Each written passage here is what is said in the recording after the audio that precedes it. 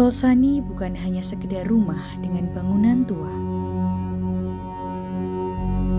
Ialah rahim dari para Yesuit.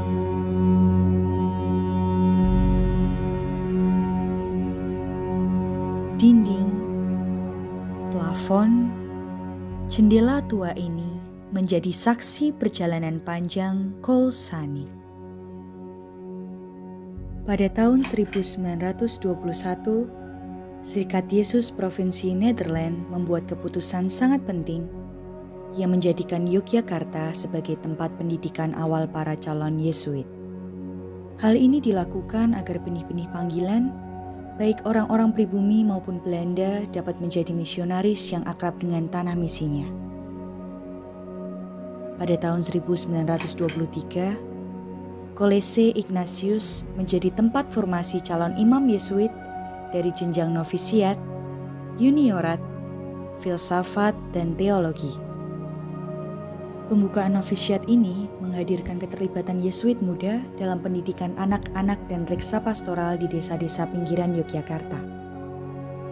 Sentuhan para Yesuit memberi warna khas bagi pesatnya perkembangan kekatolikan di wilayah Yogyakarta dan sekitarnya.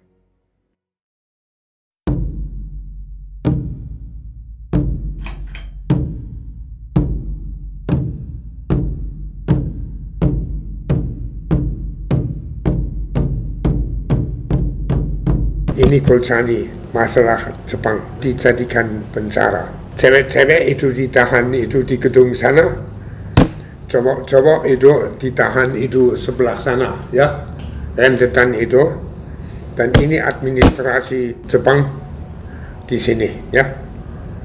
11 Agustus itu langsung, ya, Yesuit itu keluar dari penjara, ya, dan menduduki kembali tempat ini. Romo Joyo Seputro yang kemudian Uskup Jakarta itu merebut kembali rumah ini menjadi rumah Yesuit, ya.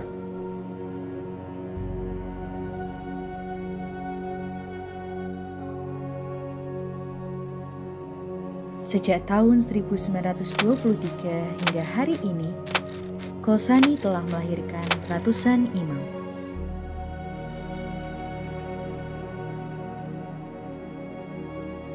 Saya masuk Kolsani tahun 1980. Suasana beda karena waktu saya masuk fraternya banyak sekali. Jadi tempat frater itu hampir penuh. Pada waktu itu kami banyak sekali, angkatan saya aja saya kira 10. Belum yang di atas, ya. Sehingga kalau voli itu kita bergiliran untuk mendapat tempat, ya. Dulu ramai, jadi sangat meriah. Waktu kehabisan aja 15 orang. Jadi suasana yang sangat menyenangkan. Jadi kalau pagi itu sepi karena semua pergi ke bendungan. Dan dulu belajarnya itu kita semua bersepeda.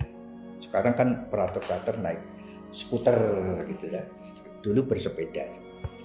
Hanya 1-2 orang diperbolehkan naik sepeda motor, terutama yang agak tua. Nah, saya termasuk agak tua di angkatan saya, karena kan saya termasuk yang masuk sudah belajar sarjana yang lain kecuali filsafat. Jadi sudah lulus fisikanya lalu ke sini. Lalu itu boleh, tapi tidak boleh tiap hari. Hanya hari tertentu boleh. Waktu itu sepeda motornya dikawin. Sepeda motor kuno berdua saya dengan Frater Alex yang belajar Islam itu. Boncengan dan sering macet karena sepeda motor kuno. Maka akhirnya kak saya lebih senang apa? Ikut dosen, karena dosen kan diantar mobil. Justru komunitas dan keakraban itu terbangun sehingga kalau saya ditanya yang paling akrab teman-teman dalam Serikat Yesus ya angkatan kami pada waktu kami di Kolsani, lebih-lebih teman seangkatan. Ekstrakurikuler saya waktu itu lebih di kelompok CLC, Christian Life Community. Maka kami hampir setiap minggu ketemu dengan mahasiswa-mahasiswa Gajah Mada, sadar yang ikut di CLC. Kita sering rame-rame di depan sana. Jadi Kolsani zaman itu terbuka sekali untuk mahasiswa luar untuk macam-macam. Jadi di luar itu dulu banyak terbuka ruang. Itu depannya itu sedikit beda, jalan masuknya di luar. Tapi waktu itu orang bisa kumpul macam-macam, banyak acara dengan mereka di Kolsani. Saya ditugaskan ke sini untuk teologi di sini.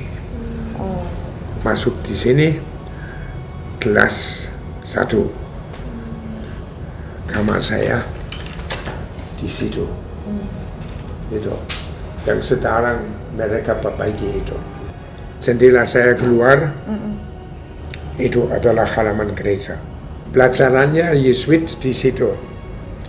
Seberang itu projo, ya. Dan kami mendapat pelajaran tersendiri, bukan bersama dengan projo. Kolsani bukan hanya melahirkan pelayan gereja, melainkan juga mereka yang mau berkolaborasi, berkarya, dan hadir di ruang-ruang publik penting. Saya jadi rektor dari 97 sampai 2001. Jadi beberapa itu ikut kegiatan aksi politik campur dengan mahasiswa Gajah Mada, mahasiswa UNY, mahasiswa Sanata Dharma.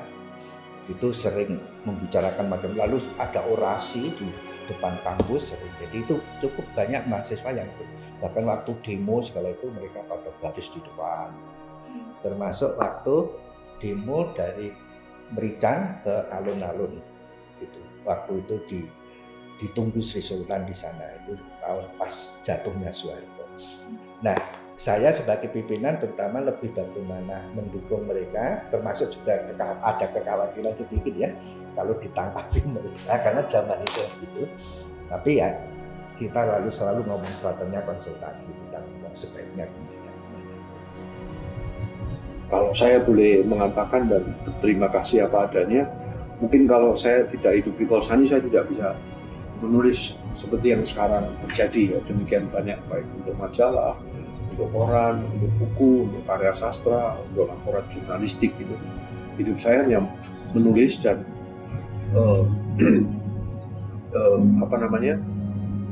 rumah ini sangat inspiratif dan cocok untuk menulis gitu ya.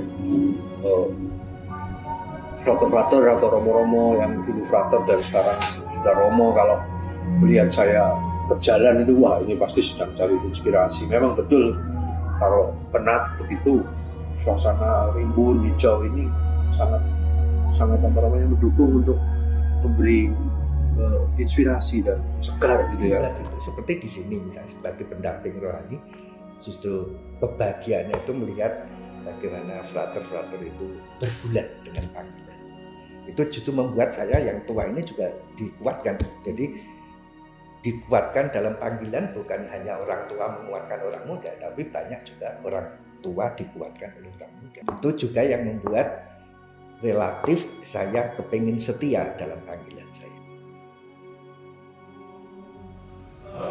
Dan kini, Kolsani sudah berusia 100 tahun. Yang khas Kolsani itu sebenarnya kebebasan. Kebebasan itu yang paling membentuk, dan saya kira hanya dengan kebebasan manusia itu bisa menjadi dirinya, karena dengan demikian dia bisa memutuskan mana yang baik untuk dirinya. Bisa keliru, bisa tidak, tapi ini tidak menjadi bukan masalah luar, tapi masalah dia sendiri. Perjalanannya sebagai rumah formasi masih sangat panjang.